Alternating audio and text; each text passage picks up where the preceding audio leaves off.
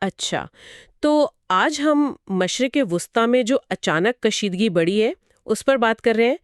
کچھ اطلاعات ہیں، بلکہ کافی سنجیدہ اطلاعات ہیں کہ ایران نے مبینہ طور پر امریکی فوجی اڈوں کو میزائلوں سے نشانہ بنایا ہے۔ جی، اور اس کے فوراً بعد ہی خطے میں ایک دم تناؤ اور غیر یقینی کی صورتحال پیدا ہو گئی ہے۔ بالکل، ہمارے پاس جو تفصیلات آ رہی ہیں ان میں ان مبینہ حملوں کا ذکر ہے، کچھ خاص مقامات کا، اور پھر جو فوری رد عمل سامنے آیا وہ بھی ہے۔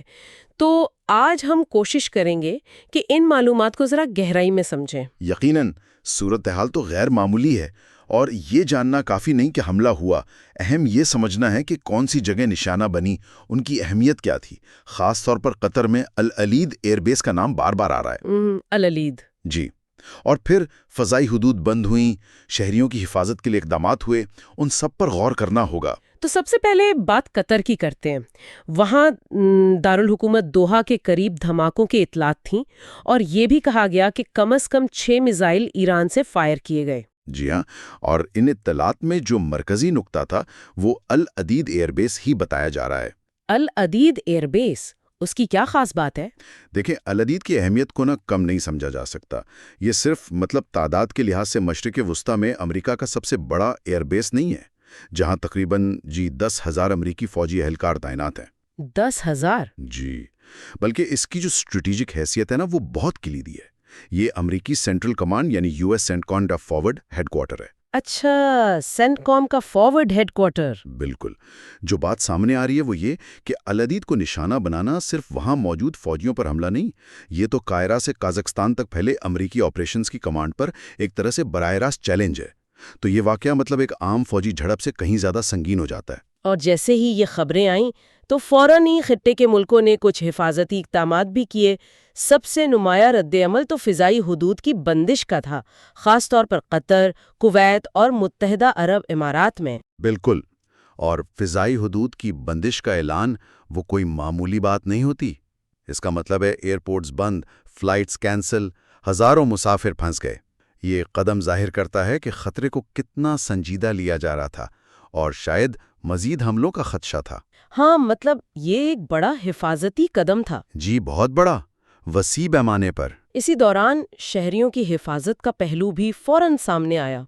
برطانیہ نے قطر میں جو ان کے شہری تھے انہیں فوری طور پر محفوظ مقامات یا پناہ گاہوں میں جانے کو کہا۔ جی، اور یہ ایک تشویشناک پہلو ہے۔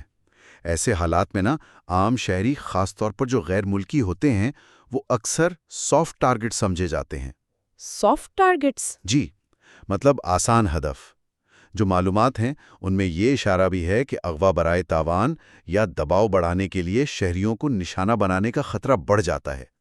اسے اکثر گرے زون وارفیئر کہتے ہیں۔ گرے زون وارفیئر؟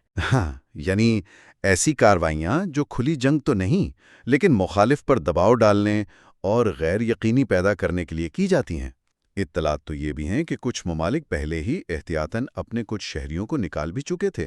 اچھا، العدید کے علاوہ یہ بھی اہم ہے کہ خطے میں امریکہ کے کئی اور بھی فوجی اڈے ہیں۔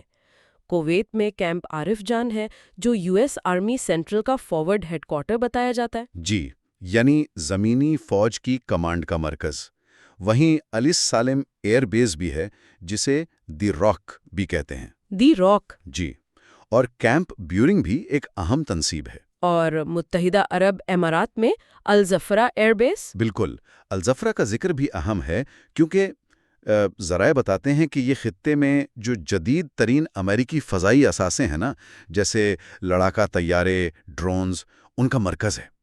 تو ان تمام اڈوں کی موجودگی اور ان کا کردار یہ دکھاتا ہے کہ امریکی فوجی نیٹ ورک کتنا وسیع اور آپ کہہ لیں مربوط ہے۔ تو کسی ایک جگہ پر حملہ اصل میں پورے نیٹ ورک کی سیکیورٹی پر سوال کھڑے کر دیتا ہے۔ تو اگر ہم آج کی گفتگو کا خلاصہ کریں، مبینہ ایرانی میزائل حملے ہوئے جس سے مشرق وسطیٰ میں کشیدگی ایک دم بڑھ گئی، کئی ملکوں نے اپنی فضائی حدود بند کر دیں، شہریوں خاص طور پر غیر ملکیوں کی حفاظت کے لیے خدشات پیدا ہوئے، اور العدید جیسے اہم امریکی فوجی اڈوں کی جو اسٹریٹجک اہمیت ہے اور شاید کمزوری بھی، وہ سامنے آئی۔ درست کہا۔ اور ان واقعات کے جو ممکنہ اثرات ہیں وہ دور رس ہو سکتے ہیں۔ یہ ایک بڑے علاقائی تنازع کی طرف جا سکتا ہے۔ بین الاقوامی سفر اور تجارت ظاہر ہے بری طرح متاثر ہو سکتی ہے، اور یقینی طور پر ان تمام فوجی اڈوں کی سیکیورٹی کا اثر نو جائزہ لینا پڑے گا۔ یہ واقعات خطے میں طاقت کے توازن کو بھی بدل سکتے ہیں۔ آخر میں ایک نکتہ جو سوچنے پر مجبور کرتا ہے، ایک طرف تو ان اڈوں کی یہ زبردست اسٹریٹجک اہمیت ہے، اور دوسری طرف شہریوں کا گرے زون وارفیئر میں ممکنہ طور پر نشانہ بننے کا خطرہ جو بڑھتا جا رہا ہے۔ تو ان دونوں حقیقتوں کو اگر سامنے رکھیں تو یہ حالیہ واقعات مستقبل قریب میں علاقائی سلامتی کی صورتحال اور اس پر بین الاقوامی رد عمل کو کیسے نئی شکل دے سکتے ہیں، یہ ایک اہم سوال ہے۔